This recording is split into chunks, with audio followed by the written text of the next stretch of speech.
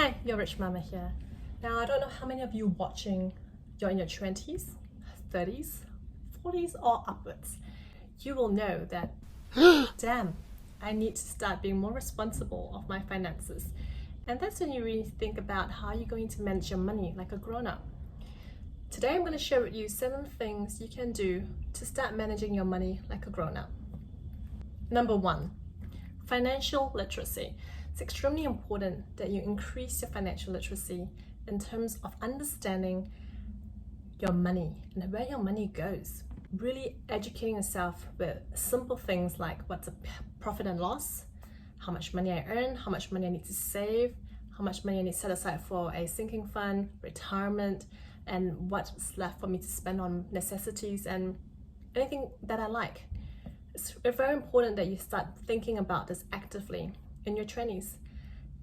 You got to be very deliberate about your choices as well, and don't be fooled and tempted by advertisements that you see on TV or social media with designer wear, luxury items, and you think that, well, to be successful and to look good and to feel good, I need all these things. Because if you keep buying and you keep spending on things that you don't really need, you're really not growing wealth, and you're not really truly being responsible with the hard-earned money you earned.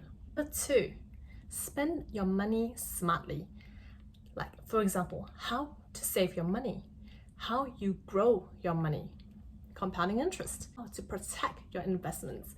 You could earn all the money in the world, honestly, but if your spending habit increases just as much as you earn, you're really not doing any favor in growing your own personal wealth. You're growing that company's bottom line, but you're doing absolutely nothing to your own bottom line. And I can tell you, I was like that. I kept having to justify needing a higher paid job each time I moved on to another job, because my list kept increasing, and it's as though I had to keep chasing that extra 10, 20, 30, whatever K to be able to buy this extensive list of things that increased over time, which is crazy. At the end of the day, if you keep doing that, you're just going to be a wage slave, and that's not the way to go. Know your net worth, being what is your net worth at the end of the day? Assets minus liability. And that's why it's so important to build your wealth, because that all comes down to building your assets. Number 3 is make money work for you by investing. So in your 20s, in my 20s at least, I wasn't actively thinking about investing. And if I could go back in time, I would like to have done that earlier on, because investing is something that nobody teaches you at school. Okay, you don't go to, they don't, it's, yeah, go to school, get a degree, get a good job, and you'll be sweet. But the reality is you don't really learn financial literacy and how to invest at school. So in your 20s, when you start, becoming an adult, as you transition from, teenager to early adulthood, and really understanding where your place is in this world, you need to really think hard about investing your money and being smart with your money. So keep that in mind, because I'm going to talk about that again in my next points later on. 4, diversifying. So touching on point 3 on investing, whatever you invest in, be sure to diversify. And yes, when you're in your 20s, you don't have that much capital to diversify in. So slowly build your wealth.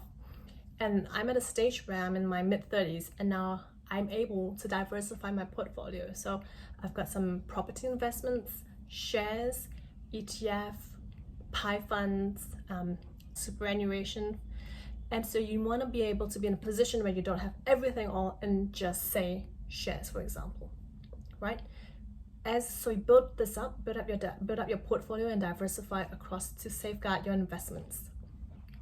Number 5, if you're in any form of debt, let it be student loan, credit card, mortgage, pay it off as much as you can. And I know that it really depends on the interest rate on those debt, and whether you spending that money on something else will give you higher return, for example. So you really need to consider what are the interest upon these debts and these loans that you have. And to some extent, if you can pay off as much loan as you can, the better.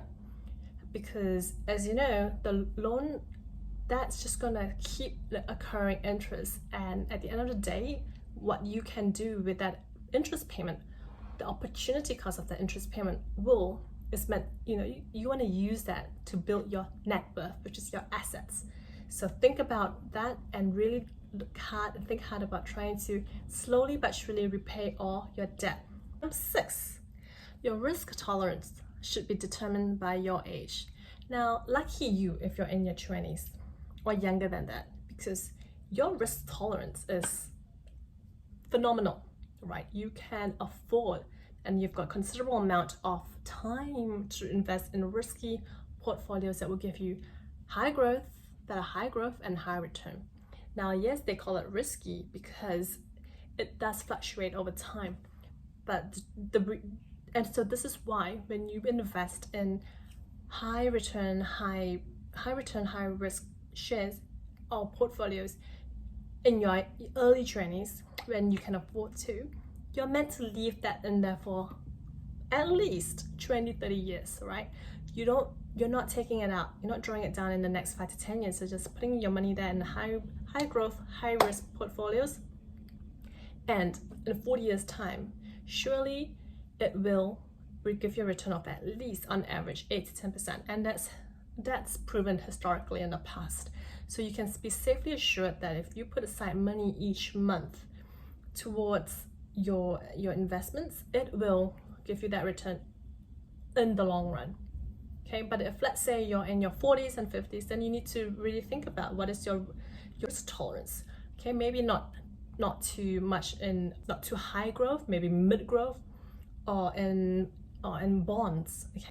Number 7, we talked a bit about investments and diversifying.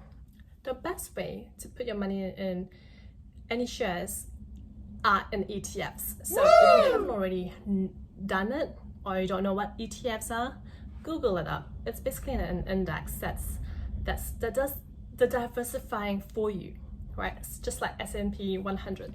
It's looking up all these 100 companies, averaging out its return for you. So in that way, you don't need to think about, okay, well, I'm going to invest this much in, say, for example, McDonald's, and this much in Tesla, and this much in this energy company.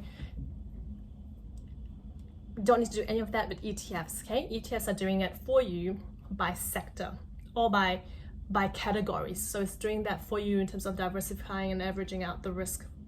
So yes, I've talked on those 7 things to start considering as you become responsible and taking control over your money as an adult. I hope you enjoyed this video, and if you have any comments, please post that down and subscribe and like my channel. If you enjoyed this, let me know, and I'll be sure to give you more content on how to be more mindful in your spending habits and how we can all grow our wealth together.